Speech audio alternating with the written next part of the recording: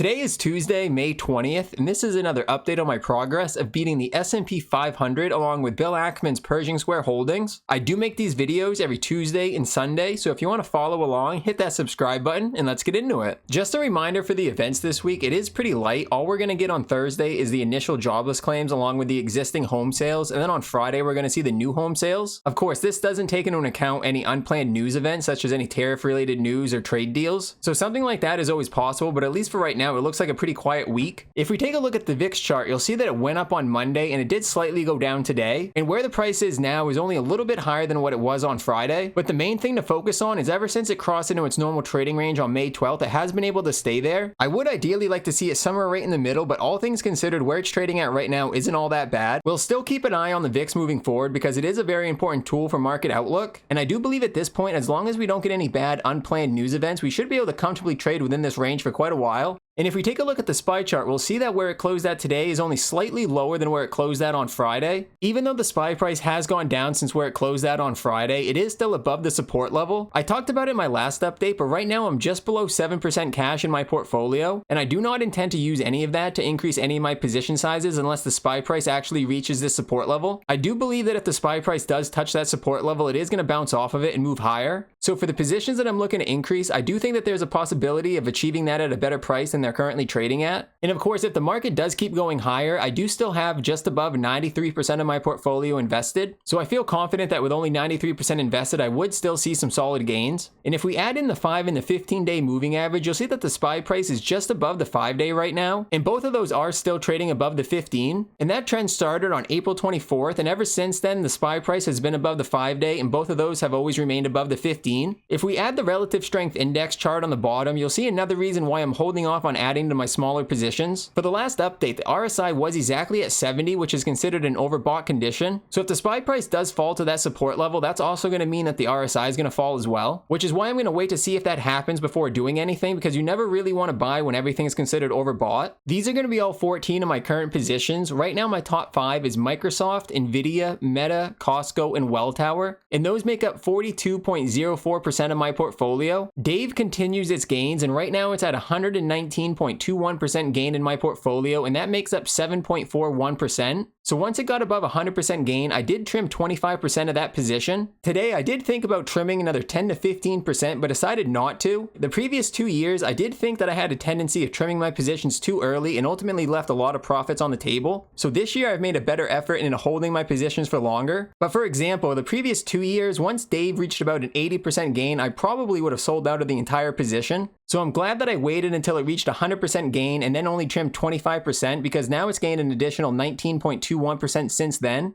I do have 93.11% of my portfolio invested, which means I have 6.89% sitting in cash. If I was short on cash and there was a position I really wanted to add into, that would obviously be a situation where I would have to trim some of it. But with 6.89% in cash, I'm definitely not in that position. Shopify, which is the position I'm most interested in increasing, went into the negative today and now has a 1.04% loss in my portfolio. And Mind Medicine, which was negative from my last update, now has an 8.31% gain. Other than that, everything was relatively unchanged. Since Monday, my portfolio had a gain of 0.75%, Pershing saw a loss of 0.74%, and the S&P 500 saw a decline of 0.28%, which brings us year to date. Right now, my portfolio is at a gain of 13.56%, Pershing is at a gain of 3.69%, and the S&P 500 has a gain of 1.23%. That's going to do it for today. I do make these updates every Tuesday and Sunday, so if you want to follow along, hit that subscribe button, and I'll catch you on Sunday.